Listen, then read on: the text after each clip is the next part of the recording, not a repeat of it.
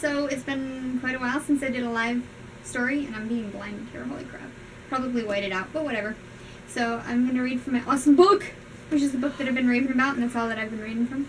Behind the camera, I've got Evie and Skylar. Hi. So they're my camera girls. I like and they turtles. also they also wanted to be here. So, and it sounds like my heater's shutting off too, which is awesome because I totally forgot it was on. It's gonna get cool for a second now. And then it's gonna shut off.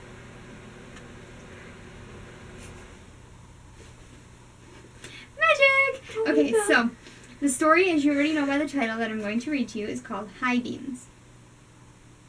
It's not going to be like the big toe. It shouldn't make you laugh. Because this is an urban legend one, and it's probably true somewhere. I think it's based off a true story. I didn't actually look it up. But it's also very potentially true and terrifying. If you think about it, that it could actually happen to you. Behave. No touchy. Okay. This is High Beams. The girl driving the old blue sedan was a senior at the high school. She lived on a farm about 8 miles away and used the car to drive back and forth. She had driven into town that night to see a basketball game, and now she was on her way home. As she pulled away from the school, she noticed a red pickup truck follow her out of the parking lot. A few minutes later, the truck was still behind her. I guess we're going in the same direction, she thought. She began to watch the truck in her mirror. When she changed her speed, the driver of the truck changed his speed. When she passed a car, so did he. Then he turned on his high beams, flooding her car with light. He left them on for almost a full minute. He probably wants to pass me, she thought, but she was becoming uneasy. Usually, she drove home over a back road, and not too many people went that way.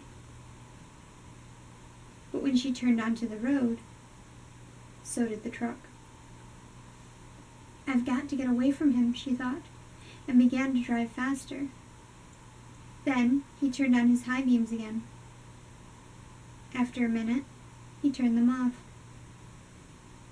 Then he turned them on again, and then off again. She drove even faster, but the truck driver stayed right behind her.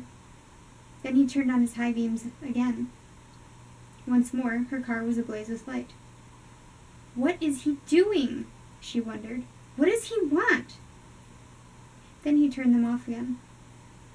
But a minute later, he had them on, and left them on. At last, she pulled into her driveway, and the truck pulled in right behind her. She jumped from the car and ran to the house. "Call the police!" she screamed at her father. Out in the driveway, she could see the driver of the truck. He had a gun in his hand. When the police arrived, they started to arrest him, but he pointed at the girl's car. "You don't want me," he said. "You want him."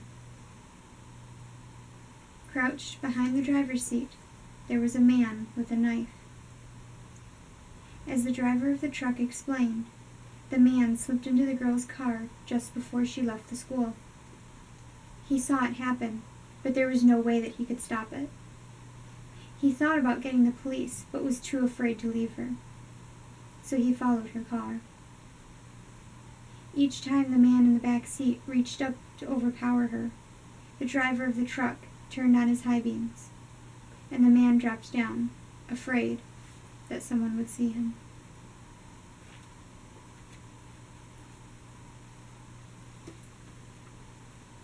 Moral of the story is, check your car before you get in, especially at night. Have pleasant nightmares, everyone.